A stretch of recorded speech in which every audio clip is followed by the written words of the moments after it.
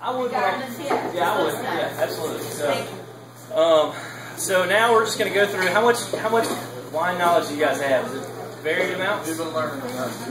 Okay, cool.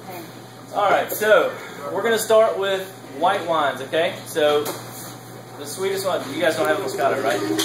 Don't have Moscato? Okay, Riesling. Riesling's going to be y'all's sweetest wine. Okay, so Riesling is going to be kind of really light bodied. When I say light bodied, or think of milk. Okay, how you can have whole buttercream is really heavy in your mouth.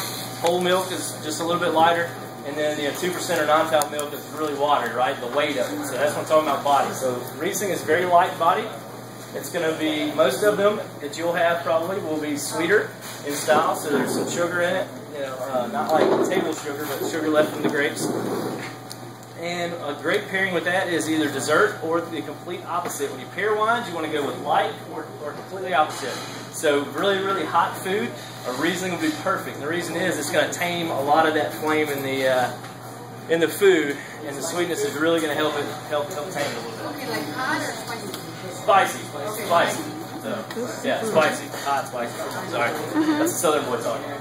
All right, so next, I think you guys have Pinot Grigio. Yep. All right, how many of you guys have Pinot Grigio? Yeah, a couple of you. All right, so Pinot Grigio is typically really crisp. So I'm talking about crisp. I'm talking about you drink it, it finishes really clean. There's not a whole lot of aftertaste. Once again, you can go with spicy foods, fish, light body foods because it's a medium bodied white. So you want to light to medium body foods. So like roasted chicken, grilled chicken, medium to heavy fish. And then you got a Sauvignon Blanc. Sauvignon Blanc is a similar body as a Pinot Grigio, but you're going to smell grapefruit. You're going to smell fresh cut grass. Which one is that? Sauvignon Blanc. Can you spell it? Yes, Sauvignon. Thank you. And then Blanc. All right, so Sauvignon Blanc. It's going to be really herbaceous. You're going to have grapefruit and like fresh cut grass on the nose, like lemongrass. This is going to be some of the taste you'll have. It's going to be really, really high in acidity. So that's like the feeling that's on the sides of your tongue when you drink something like that. It kind of makes your mouth water, makes you want to go back to the glass and have more. So that's a good one on a hot afternoon before they eat. Sauvignon Blanc would be a great drink to start dinner off. It's also good with spicy foods as well, and things that have a lot of herbs in the dishes. So if you guys have anything with clove or Curry. yeah, curry's fine.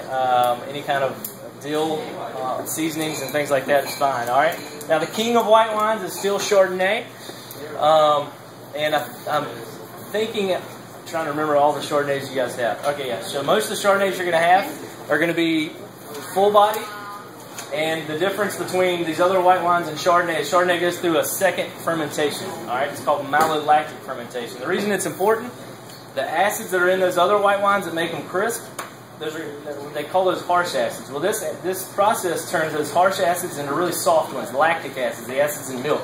So it gives it more body. So Chardonnay is going to have a heavier weight, full body, and a byproduct of that is a chemical that actually is the main component in movie theater popcorn butter. So by undergoing this process, you'll smell butter, you'll taste butter in Chardonnay. So if somebody says, "Oh, I want a big buttery Chardonnay," I think everything on your list qualifies is that. So you got heavyweight Chardonnay, kind of a medium to light bodied, or both Pinot Grigio and Sauvignon Blanc, and then your lightest body you're going to have is Riesling on the white side. So you guys got that? Yeah. Okay. So we'll move on to reds, and we'll go light body to full body, just like we did in whites. The lightest thing on your list is going to be Pinot Noir. So Pinot. And Pinot Noir is kind of, I don't know, it's kind of gotten into style in the last 3 or 4 years. They're really easy to drink. Like I said, light body, and they're going to have the lowest tannin of any red. You guys know what tannin is? That weird feeling you get from the skin. Exactly. So if you guys have ever tasted a glass of red wine, your mouth dries out and kind of gets sticky like you're chewing cotton. All right, that's the presence of tannin in the wine. And tannin comes from the skins of the grape. And so the thicker the skin of the grapes, the more tannin. The longer it's in contact with the skins, the more tannin. So Pinot Noir is very thin skin, and they don't leave it in contact with the skin very much, so you don't get a lot of that feeling. So it's kind of one of those easy to drink, smooth, wines, you're going to get some bright cherry, some earthiness in some of them as well, some dustiness, mushrooms in some of the better ones. You can even pair Pinot Noir because it's so light-bodied and delicate. You can pair it with fish, some heavier fish and heavy chicken dishes as well.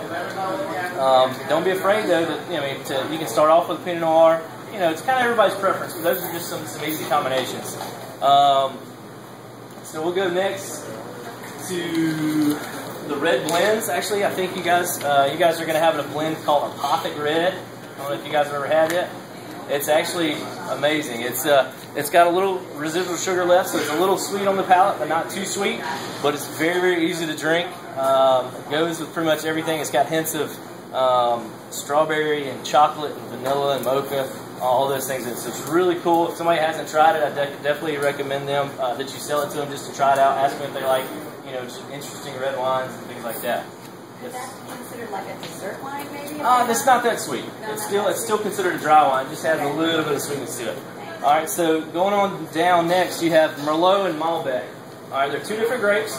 Merlot is kind of the partner to Cabernet Sauvignon. You get a lot of darker plums as far as fruit-wise. It's a medium body, and it does have some tannin, so you'll get that drying presence. Okay, so you want to pair that with your heavier dishes like like a beef stew or beef kebabs. Any beef that's cooked on the grill over there would be perfect for it. Lasagnas that come out over there on the American, I guess it's Italian, but we'll say modern American food then. Malbec's kind of the new arrival on the wine scene, the one that's really popular.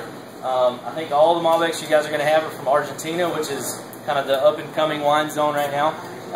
Malbec is similar in style to a Merlot. It's medium-bodied, got decent tannins, but the fruit, instead of being like dark plum and dark red fruits, it's going to be more of like blueberries, some blackberries, so a little bit lighter fruit. It tends to be a little bit more floral and have some vanilla characteristics as well. And then finally, the king of reds, just like Chardonnay was the king of whites, Cabernet is still king in reds. That's going to be your fullest body, your most tannin on the wine list.